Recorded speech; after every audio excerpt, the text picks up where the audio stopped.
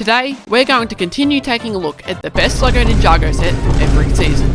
In the previous video, I covered seasons 1 to 6, so we will now pick up right where we left off with season 7.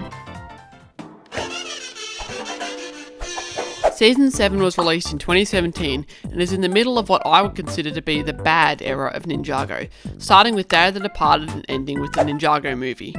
I don't actually have any Hands of Time sets, as this was during my personal Ninjago Dark Age, though I do have some figures purchased separately and I have to say that they rock. The Dragon Forge is a good contender for best, mainly due to its minifigures. It was really cool that we got Kai and Nia's parents in physical form, though it does make me wish we got Cole and Zane's parents, as well as Jay's adopted and biological parents, although we did already get Jay's adopted parents in a Ninjago movie set. The Dragon Forge also contains Kai and Nia with exclusive face prints, though the builds are sort of lacking in this set, with the dragon looking cool but not incredible, which is why I have to hand it to the Dawn of Iron Doom.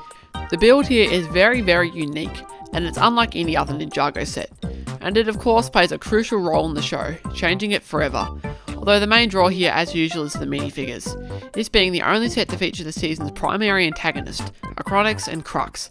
They look awesome. Jay and Lloyd also look awesome, though Wu and the other guy just kind of meh. This set also includes all 4 time blades, which is very nice. The next major Ninjago thing was the Lego Ninjago movie, and say what you will about it, you can't deny the designers here were absolutely cooking. I cannot even pretend like I considered anything else. The best is obviously Ninjago City, although actually I do admit the Bounty was a close second. Ninjago City was the first of so far 4 city modules, with the 5th coming next year. This set is breathtaking and groundbreaking, captivating and engaging, incredible and really cool. There are so many great details like the ATM, the comic store, the sushi train, the elevator, this tree here, and not to mention this set has nearly 20 minifigures ranging from a robot called Sweep to the expensive casual Kai, as well as some interesting choices such as Rufus McAllister, the comic book store owner, Ivy Walker, who I'm guessing is Jay's non-canon sister maybe, and then a bunch of civilians to populate the build. I particularly like this guy in the pink shirt, though one of the funniest figures is Severin Black, who is a crab chef by day and a sushi chef by night. This is one Ninjago set that absolutely every fan needs, though it is not exactly the cheapest investment these days. And this may have to be the best of the 4 soon to be 5 city sets, but to determine that we'll have to look at the others, which we'll do so in a minute. Season 8 was the start of a new era for Ninjago. The designs changed and so did the fans. A lot of fans since the original days left, and this season brought in a heap of new fans. At least that's what Lego wanted to achieve. But with character looks aside, the season was great and the sets were just as great, at least in my opinion. The best to me has to be the Temple of Resurrection, with a super cool build containing all 3 Oni masks, as well as some trapdoors and a feature to reveal Garmadon. And the figures are very solid here, with Lloyd, Cole, Baby Wu, the Jade Princess version of Harumi, Hutchins, Mr. E, and this guy with red hair. Also of course Garmadon himself, sporting a new torso with drooping purple blood. Gross. And I want to give a huge shout out to the design team for the boxes this season. They look absolutely fantastic with the red and with Garmadon's head on them. Overall, Season 8 just did not disappoint, in terms of show and sets. Season 9 also released in 2018, and was in my opinion just as good as Season 8. The villains were these Mad Max-esque guys who drive around in cool vehicles. The Dragon Pit is a cool looking set, but it's just a gate really. There isn't a ton of actual structure here. And I want to give a shout out to Firstborn. I think that dragon looks very nice, and the set reminds me of the Lightning Dragon battle from the pilot season, especially with the large dragon and the villain helicopter as a side build. But I think I have to pick the Dieselnaut as the best one. This thing is wildly unique, not just for Ninjago but for Lego in general. It sort of reminds me of the Ultimate Batmobile set from the previous year in terms of size, but thematically we don't get a ton of post-apocalyptic stuff in Lego, so this was great to see. The figures are also pretty good with Teen Wu, Jay, Zane, the Iron Baron himself, and some Dragon Hunters. Pretty cool set. By the way, if you're enjoying the video so far, please consider leaving a like or a comment. Thanks.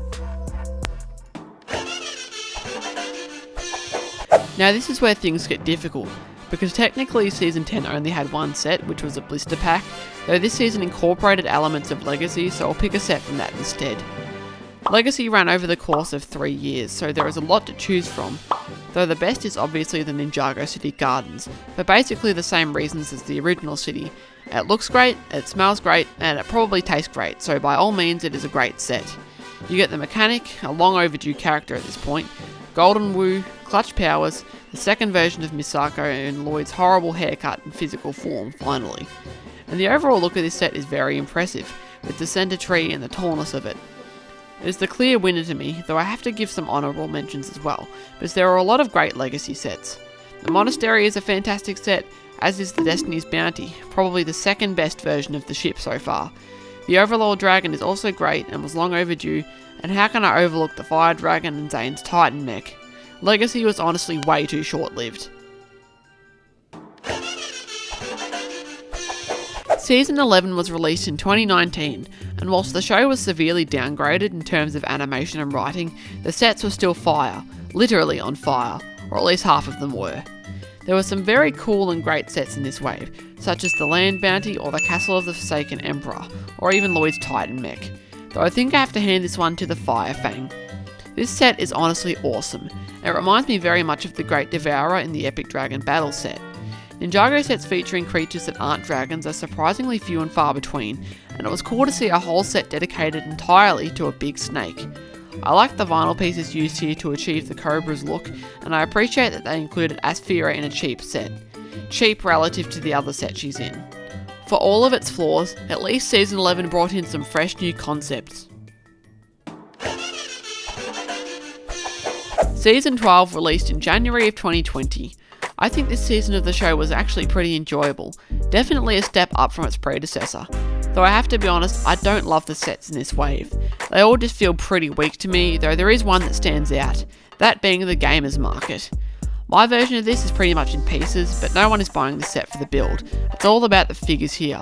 You get 9 minifigures in a set with only 218 pieces. That is an unprecedented amount for a set this size. The figures include a DigiJ, a Black Visor, a Whack Rat and Scott, but where the set really shines is with its exclusives. There's Okino, a pretty major character in this season, there's the non-canon avatar suits for Cole and Nia, and then there is this avatar version of Harumi that is certainly reminiscent of a particular famous movie character. But the crowning jewel of this set has to be Zane in his pink suit. I can't believe it took 8 years to get this figure. This is one Ninjago fans have wanted for ages, and it was actually here. All you have to do is swap out the face for a classic Zane face and voila. I wish Ninjago would do another set like this. Imagine they did a set this size that was about the crossroads. It could include Aaron, Sora, Creel, Mr. Frohiki, and that robot dude and other characters. That would be awesome. And that concludes today's video. Leave a comment if you would like to see part 3, and if you would like to see my ranking of the first 6 seasons, click here. That's been all for today folks. Have a great day and see you next week.